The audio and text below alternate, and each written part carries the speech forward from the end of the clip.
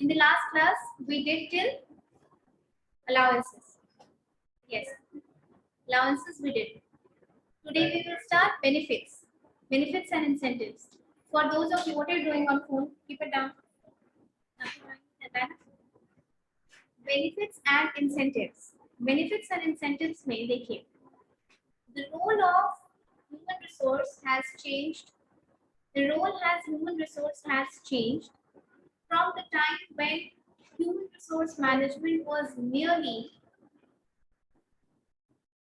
a negotiator of the employer.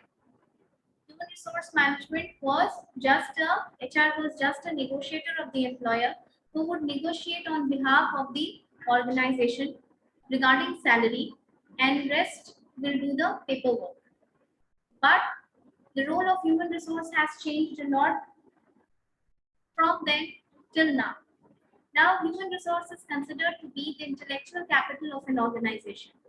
Also, when we say that we have the same set of factors of production for two companies, the one that has better people handling those resources will be leading. Okay? यानी factors of production क्या क्या होता है? Wait, what are factors of production? Land, labor, capital, entrepreneurship. Land, labor, capital, entrepreneur, ma'am. Yes. Yes, ma'am. Tell me, why are you saying this with so much doubt? You are BBA students ना? तुम बताओ. बोलो.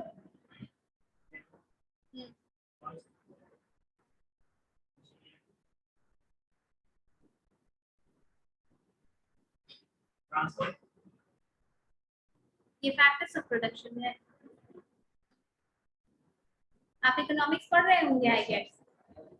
How are you studying economics when you don't know the very basic?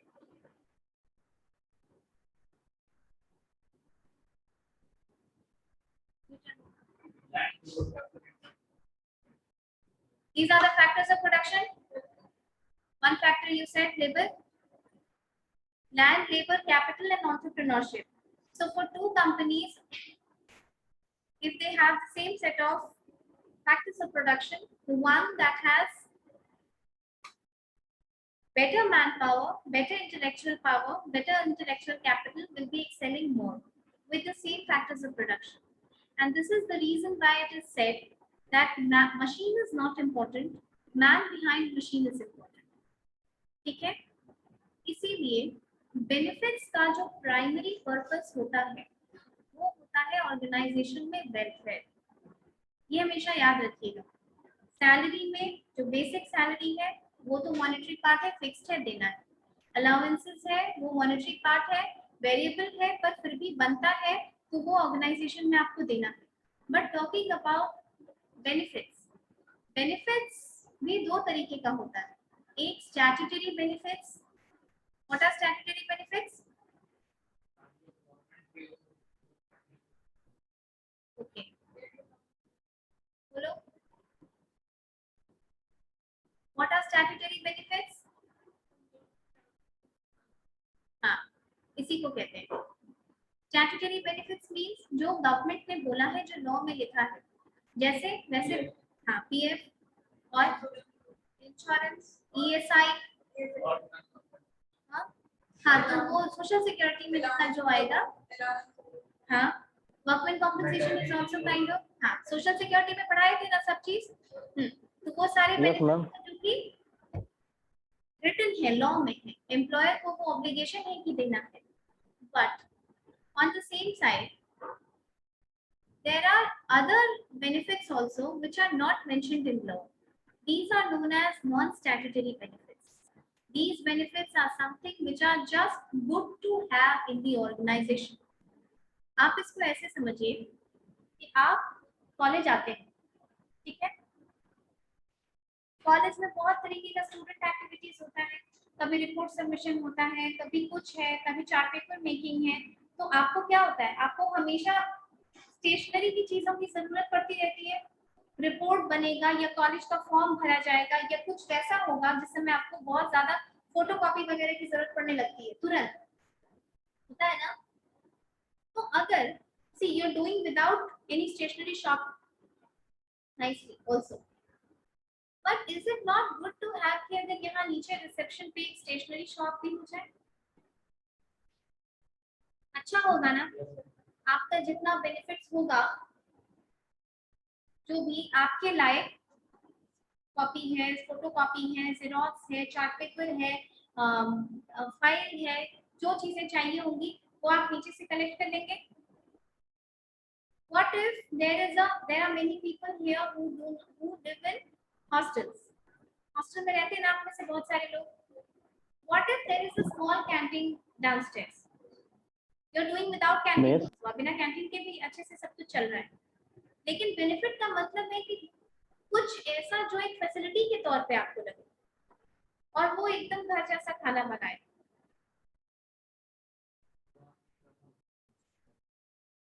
नहीं तो बहुत लोगों को घर में ये टेंशन नहीं होगी कि उनको खाना बना के आना है. तो ये एक बेनिफिट जैसा फील होगा.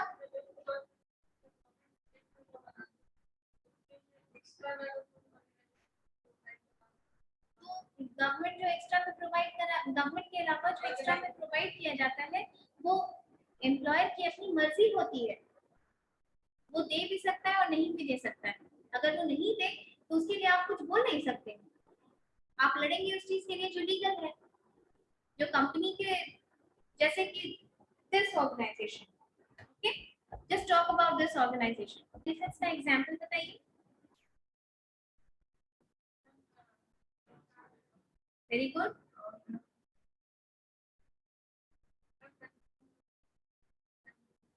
Canteen, meal facility. हाँ, बहुत सारी कंपनी क्या करती है, वो सुबह का ब्रेकफास्ट देती है. जनरली ये पॉपकॉर्न देता है. देखिए आप जनरली देखेंगे कि ये वो देंगी जिनका थोड़ा सा इंटीरियर लोकेशन होगा जनरली, पर ऐसा जरूरी नहीं है. मतलब ये डिपेंड करता है कि ओनर किस माइंडसेट का है. ब्रेकफास्ट दिया जाता है, लंच दिया जाता है और एक बहुत मामूली सा अमाउंट आपके सैलरी से डिडक्ट होता है. जैसे 200-250 रुपए डिडक्ट हुए and you get food coupons of 30 days. Proper food. और वो कैंटीन में, कैंटीन का टेंडर दिया रहता है and you can have as much as you want. अब आप सोच लीजिए कि 250 रुपए में पूरे महीना का 30 दिन का खाना कुछ भी नहीं है. कोई रेट नहीं है ऐसा. Is it not benefit provided to you by the company? इसीलिए जब हम बेनिफिट बढ़ा रहे थे तो हम ये लिखवाए थे कि benefits could be free of cost या कोई कंसेशनल रेट पे भी दिया जा सकता है. थोड़ा सा पैसा, कंसेशनल रेट मतलब थोड़ा सा पैसा आपसे डिडक्ट कर दिया गया और आपको वो फैसिलिटी प्रोवाइड किया गया. जैसे ट्रांसपोर्ट फैसिलिटी. ओके, बताओ. कोई भी खा सकता है सब्सिडाइज्ड रेट पे. इसका मतलब ये नहीं है कि वो खाना 5 रुपए का है. उसका मतलब ये है कि आपको सब्सिडाइज्ड रेट पे वो दिया जा रहा है. अंडरस्टूड? कि वो गवर्नमेंट की चीज है इसलिए वो गवर्नमेंट बाकी चीजों का पेमेंट कर रही है. You must have seen many colleges जो कि इंटीरियर में रहते हैं, वो अपनी बस सर्विस प्रोवाइड करेंगे. They will provide their own bus service, है ना?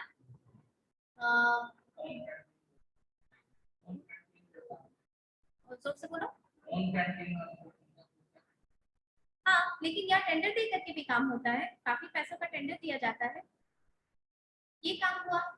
बेनिफिट्स में और भी चीज है. जैसे कि देखिए बेनिफिट्स क्यों दिया जाता है, ये एक वेलफेयर की तरह दिया जाता है.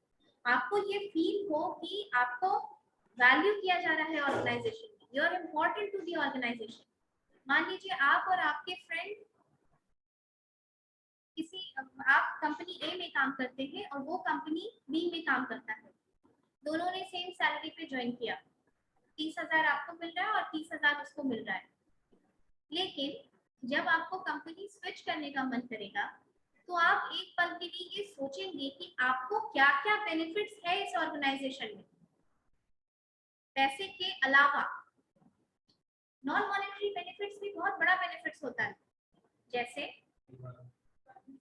environment is not benefit, that is organization culture. जैसे कि वर्क फ्रॉम होम,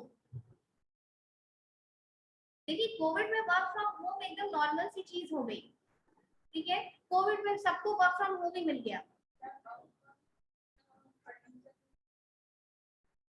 हाँ, वो बेनिफिट्स हुआ। लेकिन आप वर्क फ्रॉम होम के बारे में समझिए कि वर्क फ्रॉम होम एक टाइम पे बहुत बड़ा बेनिफिट था कि अगर किसी की तबीयत खराब है या किसी के घर में कोई बात हो गई है और वो ऑफिस नहीं आ सकता है या आ सकती है, तो उसको ये अलाउ कर दिया जाता था कि आप घर से काम कीजिए।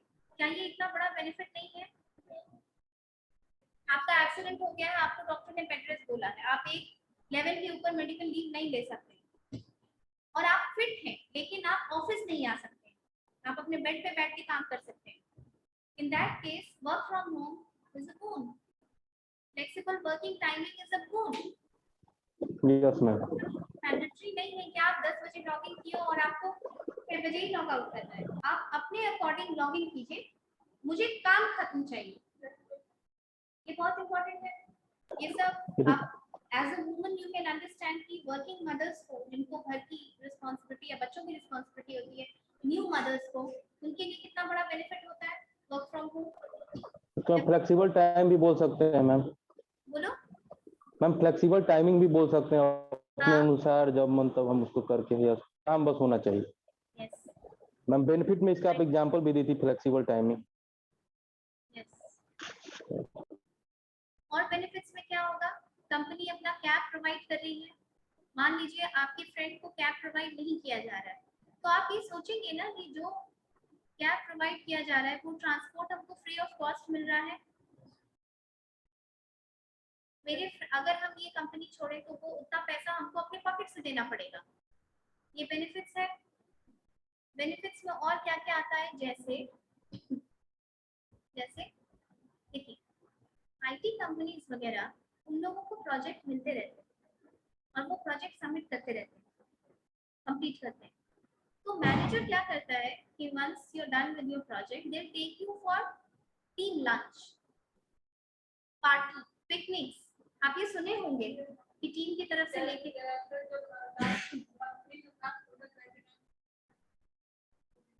देते हैं ना पार्टी, तो उससे कोई चार्ज नहीं लिया जाता है, वो बस कंपनी की तरफ से होता है। उससे क्या होता है? एक तो आप ये फील करते हैं, आपको अच्छा फील होता है। दूसरी इनफॉर्मल, हाँ, एम्प्लॉय को वैल्यू फील होता है ऑर्गेनाइजेशन में, क्या है इंपॉर्टेंट टू दिस ऑर्गेनाइजेशन। तीसरी बात कि आप ये फील करेंगे, आपका एक इनफॉर्मल सा बॉन्डिंग भी होता है। आपने देखा है women's day celebration in offices, क्या होता है वो विमेंस को एक, देखिए एक तरीके से आपको फील गुड कराने के लिए जरूरी नहीं है कि हमेशा आपको पैसे से ही कमेमोरेट किया जाए उस चीज को। women employees, they are said कि भाई आज आपका दिन है, we celebrate the women employees in our organization. This is your dress code, you should come wearing a sari, and then जितनी women employees उनको कुछ गिफ्ट दिया जाता है, केक कटिंग होती है, women पे कुछ बोलना, you know, it's like celebrating the women employees in the organization. You will feel good about it, na? Right? So these are some benefits. अब ये तो हुई नॉर्मल लेवल पे बात। जो एम्प्लॉइज बहुत हाई पोस्ट पे जाते हैं, जैसे बोलिए कि कंपनी का सीईओ, कंपनी का vice, what are you doing? Talking on your phone.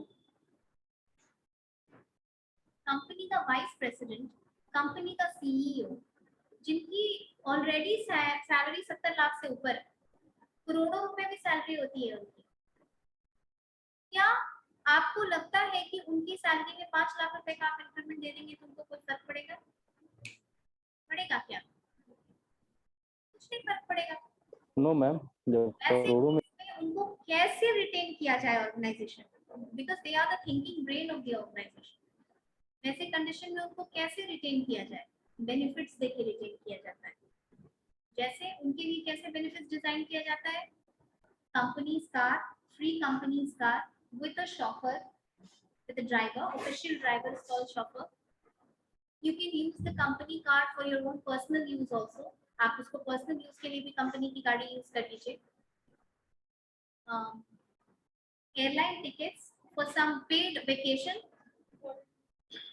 और क्या, अब तुम ये सोच सकते हो कि किसी कंपनी का वाइस प्रेसिडेंट जिसको 1 करोड़ की सैलरी है उसको गोवा भेजोगे तो क्या वो गोवा अफोर्ड नहीं कर सकता है? आराम से गोवा अफोर्ड, गोवा बुलाने में कितना खर्च होगा, 50 60 70, 1 lakh 2 lakh 3 lakh, if you live in very luxury.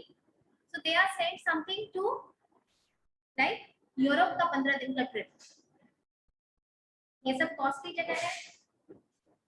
या किसी टूरिस्ट डेस्टिनेशन का कोई स्पॉन्सर्ड ट्रिप, या कोई बहुत बड़ी सी गिफ्ट, दिवाली वगैरह में गिफ्ट दिया जाता है, बड़ी सी गिफ्ट, कुछ वर्दी गिफ्ट। एयरलाइन का टिकट उनके उनके फैमिली के लिए, साल में एक बार घर जाने के लिए। वो भी सोचो जैसे जो कंपनी के एम्प्लॉइज फॉरेन में काम कर रहे हैं, यहाँ के बहुत सारे एम्प्लॉइज अफ्रीका में काम करते हैं, ठीक है, बहुत सारे एम्प्लॉइज हैं, यहाँ के बहुत फिल्म स्टार्स हैं जिन्होंने अपना जमीन अफ्रीका वगैरह में खरीद के रखा है। These are very unexploited places now, क्योंकि अफ्रीका में अभी भी बहुत ऐसी कंट्रीज हैं जिनको बहुत लेट आजादी मिली, तो the resources are still to be developed. Okay, वहाँ काम होता है, बहुत सारे इंडियन लोग जाते हैं, दे हैव रिसोर्सेज, बट जो आपने फैक्टर ऑफ प्रोडक्शन बोला एंटरप्रेन्योरशिप, वो लैकिंग है, वहाँ स्किल की लैकिंग है। तो स्किल्स कहाँ से लेते हैं? बाकी कंट्रीज।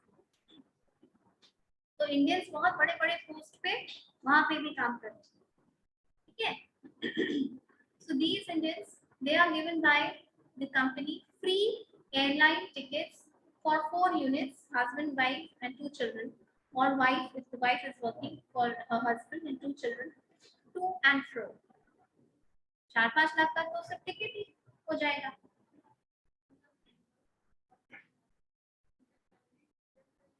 नहीं, वहाँ की करेंसी से, वहाँ की करेंसी से ऑन साइट पे जब भेजा जाता है, यहाँ पे मान लो किसी की सैलरी 8 लाख है, वहाँ वो लगभग 5 टाइम्स हो जाती है, 40 lakhs के आसपास। यहाँ का 8 लाख वहाँ कुछ नहीं है, सारा टैक्सेस और ट्रांसपोर्टेशन देने में ही चला जाएगा, सर्वाइवल नहीं हो सकता है। दोज आर कॉस्टली नेशंस ना, कॉस्ट ऑफ लिविंग हाई है वहाँ। 8 लाख तो यही के हिसाब से समझो, 8 लाख मुंबई में कोई सैलरी होगी तो where you rent a house for more than 40,000, you can imagine where 8 lakhs would be going. Everything is costly there. Okay, so benefits का प्राइमरी पर्पस यही होता है कि एम्प्लॉय का वेलफेयर और उनको रिटेन करके रखने के लिए होता है। अब एक बात बताइए, इसका नाम सुने हैं?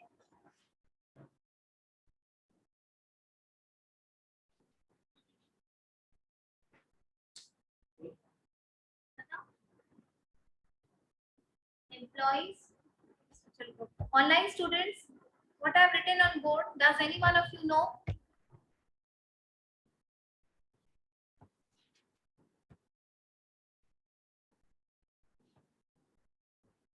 What is ESOP?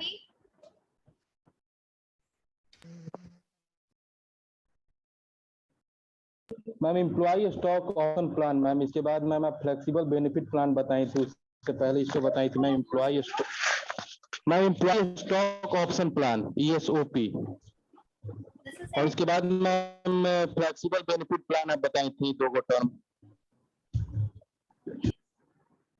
Employ stock option plan, ये भी एक बेनिफिट है, नॉन स्टैट्यूटरी बेनिफिट है। Employ stock option plan, option होता है, इसमें क्या होता है? Stock, stock STOCK। देखिए इसमें क्या होता है, जब कंपनी किसी बड़े एम्प्लॉइज को, वैसे एम्प्लॉय जिसकी सैलरी बहुत ज्यादा होती है, नॉर्मली ये उनके लिए डिजाइन होता है, अगर ये कम सैलरी वाले को भी देखती है तो इट्स डिफरेंट है, जिनकी सैलरी ज्यादा होती है, मान लो कि जिनको 25 लाख 30 लाख ऐसी सैलरी देते हैं, उनके लिए कंपनी एक बेनिफिट प्लान की तरीके से ये लेकर आई ESOP। इसमें क्या होता है, जो ऑर्गेनाइजेशन है वो अपना शेयर्स कम दाम में उन एम्प्लॉयज को देती है, ठीक है, कम दाम में उन एम्प्लॉयज को देती है, और लॉक इन पीरियड होता है कि 4 साल या 5 साल, उसके बाद वो जो एम्प्लॉयज हैं वो उन शेयर्स को बेच सकते हैं मार्केट प्राइस पे। इंटरमीडियरीज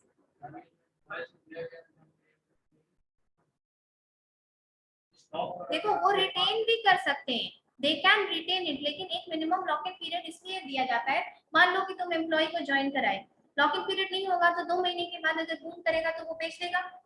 पहले पूरी बात सुन लो, ईएसओपी में क्या होता है, कम प्राइस पे कंपनी का शेयर का वॉल्यूम ज्यादा होता है, the number of shares is large, इसीलिए वो काफी पैसा हो जाता है। उसमें क्या होता है, कम पैसे में शेयर दिया जाता है और बोला जाता है कि 4 से 5 साल का मिनिमम लॉक इन पीरियड है। मिनिमम लॉक इन पीरियड होने से क्या हो गया, 2 तरीके से कंपनी को फायदा हुआ। एक तो ये कि कंपनी तुरंत उतना पैसा सैलरी की तरह देने से बच गई, पैसे का उतना अमाउंट का शेयर दे दिया गया, उतना पैसा देने से बच गई। और दूसरा, जब लॉक इन पीरियड आपने 5 साल कर दिया तो कम से कम 5 साल तो कोई एम्प्लॉय हिलेगा नहीं आपकी जगह से, वरना तो छोड़ करके जा सकता है, राइट। तो उस तरीके से आपने एम्प्लॉयज को रिटेन भी किया ना, लंबे टाइम तक आपने ऑर्गेनाइजेशन में रिटेन किया उसको। और देखिए स्टॉक मिलने का क्या मतलब होता है, शेयर मिलने का, कि कंपनी के मालिक आप हैं जिस प्रोपोर्शन में आपने शेयर लिया, यानी छोटे मोटे मालिक आप भी हो गए। अगर आपका अपना पैसा कहीं लगा हुआ है तो आप तो चाहेंगे ना कि कंपनी प्रॉफिट करे ताकि आपको ज्यादा पैसा मिले, चाहेंगे ही, इसीलिए आप बेटर मोटिवेशन से उस कंपनी के लिए काम करेंगे। तो इससे एम्प्लॉयर को भी फायदा होता है और एम्प्लॉय को भी फायदा होता है। Okay, now coming to reward and recognition.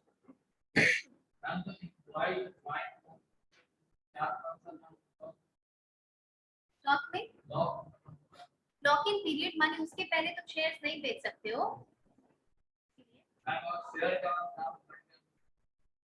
वो तुम्हारा लक।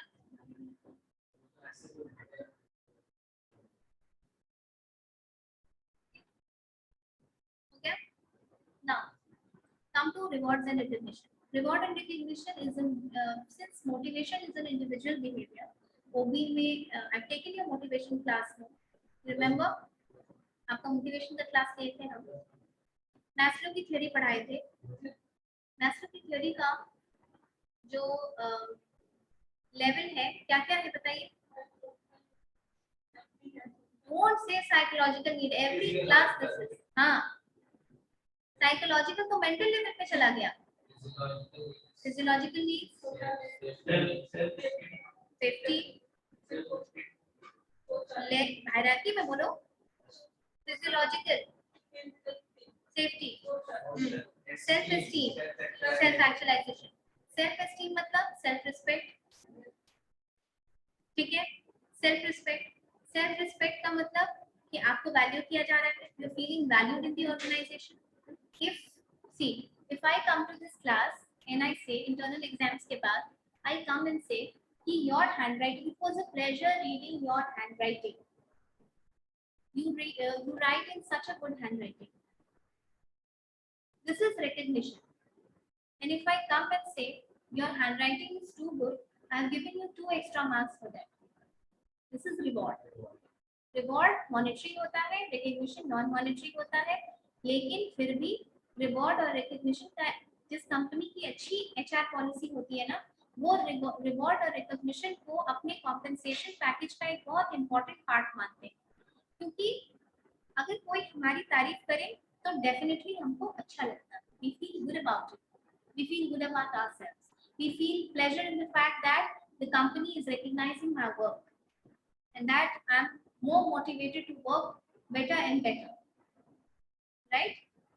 तो ये सब बहुत तरीके से किया जा सकता है, कोई रिवॉर्ड देना, कोई कमीशन देना, या हॉलिडे पैकेज देना रिवॉर्ड के तौर पे, आपने कुछ वैसा किया है। तो रिकॉग्निशन में ऐसा होता है कि अगर आपका टीम का कोई मीटिंग हो रहा है तो उसमें खड़े करके आप किसी को बोल रहे हैं कि this employ has performed exceptionally well in the project, it's like that.